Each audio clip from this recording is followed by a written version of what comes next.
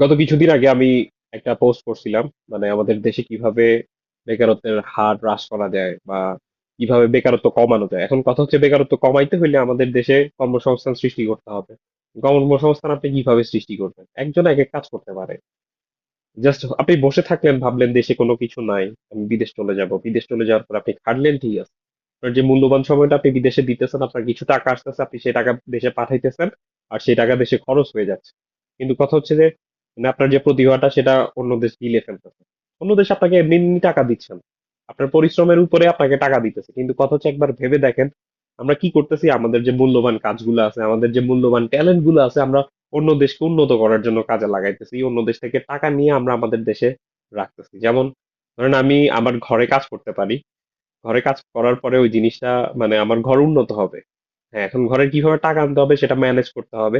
কিন্তু কথা হচ্ছে, আমি আরেকজনের ঘরে কাজ করে সেই ঘর উন্নত করতেছি, আমার ঘরে টাকা দিতেছি, তারা বাজার করতেছে, খাইতেছে। এভাবে দিন চলে যাচ্ছে। কিন্তু কথা হচ্ছে, আমি যেমন আরেকজনের ঘরে কাজ করতেছি, ঠিক তেমনি আমার ঘরেও তো কাউকে কাজ করতে হবে। ধরেন আমি আরেকজনের ঘরে 1.5 থেকে 2 লাখ টাকা পাইতেছি। এখন আমার ঘরে আমি যদি আরেকজনকে লাগাই, সে কিছু টাকা পাবে।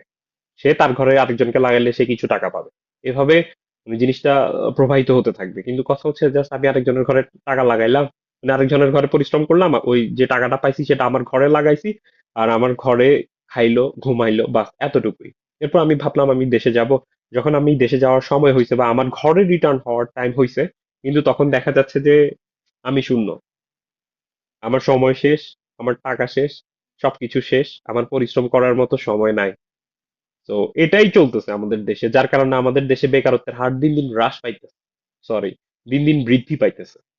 এখন হ্রাস করতে হলে 100% অন্যের ঘরে কাজ করার পাশাপাশি আমার নিজের ঘরেও কাজ করতে হবে, যেন আমার অন্যের ঘরের কাজ শেষ হয়ে গেলে আমার নিজের ঘরের কাজ দিয়ে আমি আগায় যেতে পারি। তো আমাদের বেকারত্বের হার যদি আমাদের হ্রাস করতে হয়, তাহলে আগে প্রথমত কথা হচ্ছে আমরা অন্য জনের আন্ডারে কাজ করব, ঠিক আছে, সাথে সাথে নিজেদেরও একটা কাজ রেডি করার চেষ্টা করব। অনেক ধরনের কাজ আছে, অনেক ধরনের কাজের অভাব নাই। ধরেন চুল কাটা থেকে শুরু করে মোটর মেকানিক্স থেকে শুরু করে হাঁড়ি পাতিল তৈরি থেকে শুরু করে মানে বিভিন্ন খেলনাপাতি আছে যেগুলো আপনি তৈরি করতে পারেন। অনেক ধরনের কাজ আছে।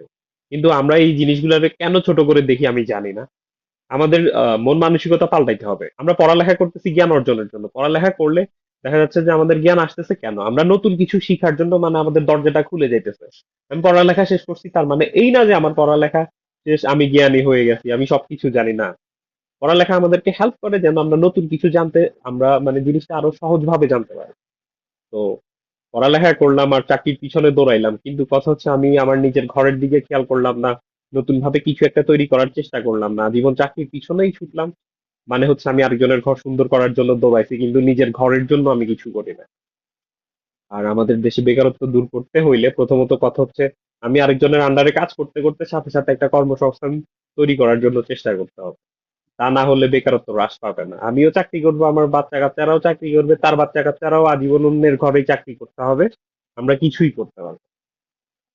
তো সবার উচিত এখানে, মানে আমরা নির্দিষ্ট একটা মানে পরিসংখ্যান, যদি আমরা নির্দিষ্ট কিছু লোক ভাবি যে জাস্ট মানে নতুন কিছু তৈরি করতে হবে, কিন্তু অন্যরা না ভাবি, শুধু চাকরির পিছনে দৌড়াইলে কিছুই হবে না, সবার আগে আসতে হবে।